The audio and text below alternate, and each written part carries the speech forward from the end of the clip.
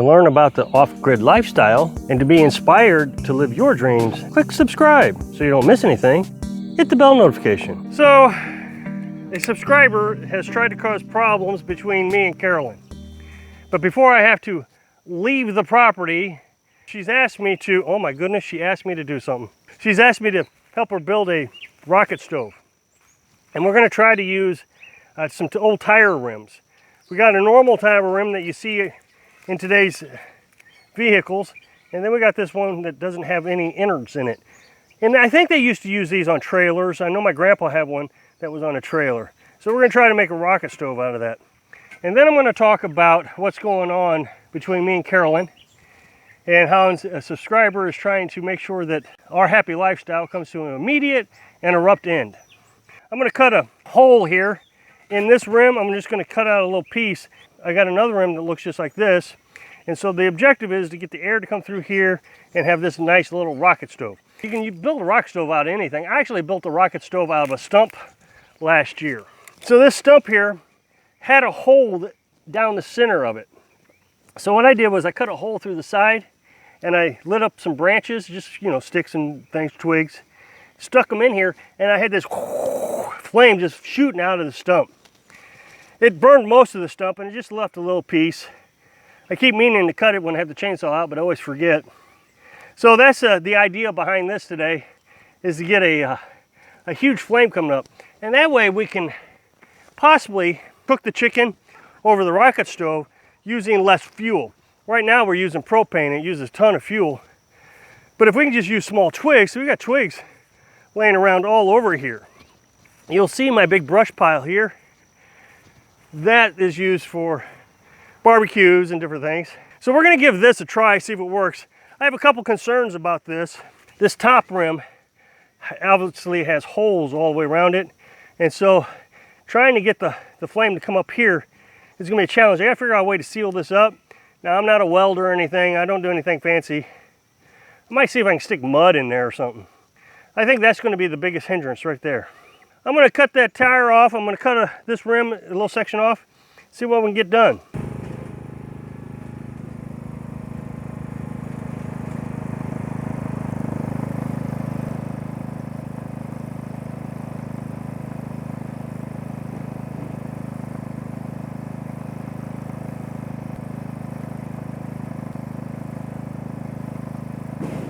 Anytime you pick something up in the woods like that, or anywhere, in the summertime in the state of Missouri, make sure you kick it with your boot or a rake, drag it out with a rake. Otherwise you might be picking up a copperhead. I'd rather the copperhead bite my boot, my steel-toe boot, than my arm. All right, so I'm gonna use my Sawzall. I'm gonna try to cut it with this blade. We'll see how it goes. It's not very long. I may have to get the grinder out, we'll see. But I'm gonna cut the tire off also. And I'm sure it's still belts in it, so I'm gonna need the metal blade for that. We'll see how it goes. But I got other options just in case this doesn't work. Now, just so you know, I gotta use the generator to run most of my power tools. In this case, I could actually use the battery bank, the solar panels. But the sun isn't very high in the sky right now, and I just don't want to tax the system any more than I have to. If it was closer to noon, I would definitely use the solar panels.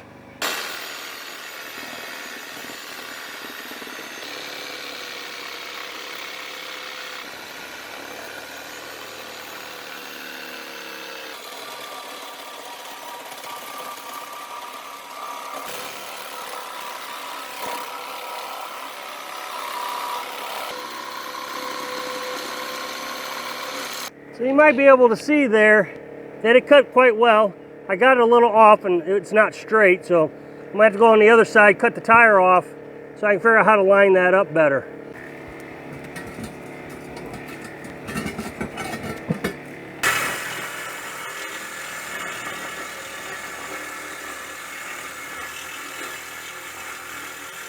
I can't believe this just happened. Carolyn came out and asked me if I was done cutting the metal.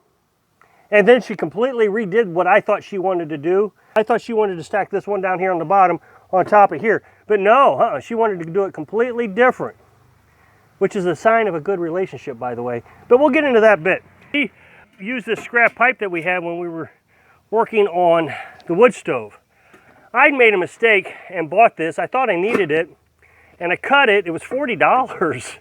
And when I got it together, I realized I didn't need it. And I was devastated that I spent $40 on a piece of metal that I didn't need. Well, Carolyn doesn't let anything go to waste, ever. So she found this piece back here, and she said, I thought you had a smaller piece. I said, yeah, that piece I made the mistake on. And so she wants me to cut a little hole right here. She's gonna put that here. That way she can feed firewood into that. This bottom one will keep it from burning the ground. Keeps all that heat down there. And then the flame would shoot up this like this, and then she put her pot, whatever she's cooking, the chicken or whatever, on top of this. So she'd actually have a stovetop out of a rocket stove. It's quite genius. But all because she had to ask me, was I done cutting? Can you believe Carolyn asked me to go down and get some dead limbs out of the limb pile so she could start a fire so I could show you in the video this rocket stove? I can't believe she did that. That's terrible. However, it is working absolutely fantastic. She had it really flaming up here for a second, but this is extremely hot. This will boil a cup of coffee or a pot of coffee in just a few seconds. The hardest part about rocket stoves is collecting the firewood. But once you get it going, I mean, it's just, you use so little fuel in comparison to the amount of energy you get out of it. All that energy is just compacted in one little area. So you use these little sticks like this, and flames just shoot straight up. She also had the nerve to ask me if I was going to use the tire for anything. And I said no. And she said, can she make a planter out of it? I mean, can you believe that? She asked permission if she can make a planter out of an old tire. I said, yeah, you can make it. But I mean, that's terrible. Why would she ask such a question?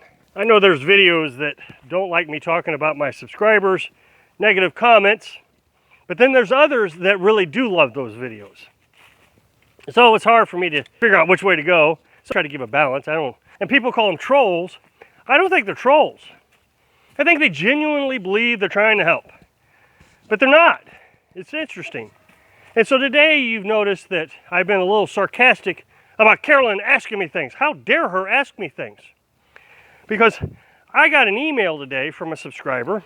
She was explaining to me how my language is misguided or something. I forget the exact words she used. I mean, I could read the email to you, but it's pointless.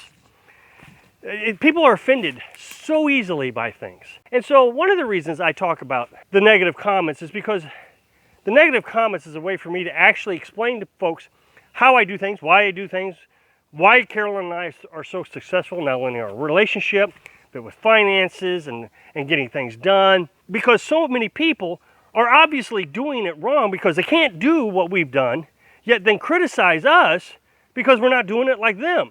So the other day, I said, Carolyn asked me if she could buy a little spinner machine so she could do laundry. It was a spinner to dry the laundry. Carolyn even said, I knew when you said that, people were going to complain. You know, we live here in Missouri. We don't beat around the bush. We don't sit there and try to be sensitive and say, oh, okay, well, Carolyn has requested that I look at, and we have a conversation about, and you go on for 20 minutes talking about how Carolyn basically asked me if she could have a laundry dryer. So when I said that, of course she asked. She asked me, can I get one of these? And I said, well, I don't care. Get whatever you want. And that was the conversation. That was the discussion. Now, one of the things Carolyn does to ask if she could have something is she sends me a link to the Amazon page that she wants to buy something from.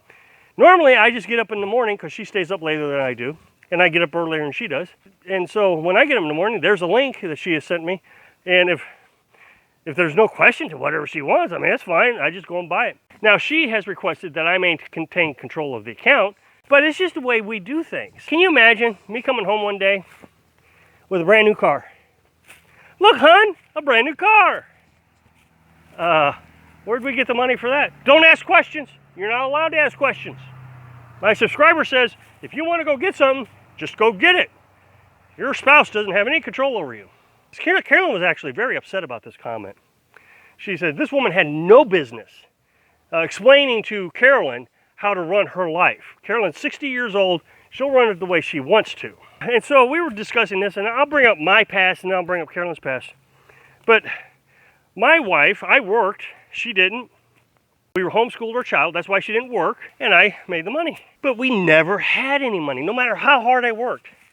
The last job I had at the end of our relationship was the best job I've ever had. It paid an enormous amount of money. And I came home one day and I said I wanted to buy something.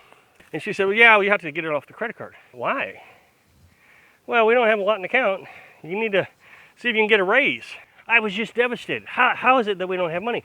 And so when she left, I didn't even realize how bad our finances were. I had no idea. But she left and I had $50,000 in debt. And now I'm debt free. Long story, I don't want to get into that. But she never asked for anything. And when I really started looking at the finances, I see that she make a trip to Walmart 3 times a day. There was just a massive amount of spending. Well, Carolyn was the same way. Carolyn worked and her husband had a back injury and refused to get on Social Security. He just refused. And they never had money. The property they had was paid for, the trailer was paid for. But when she left, she thought, how am I going to afford on my paycheck to rent a house and buy the heating gas and the electric?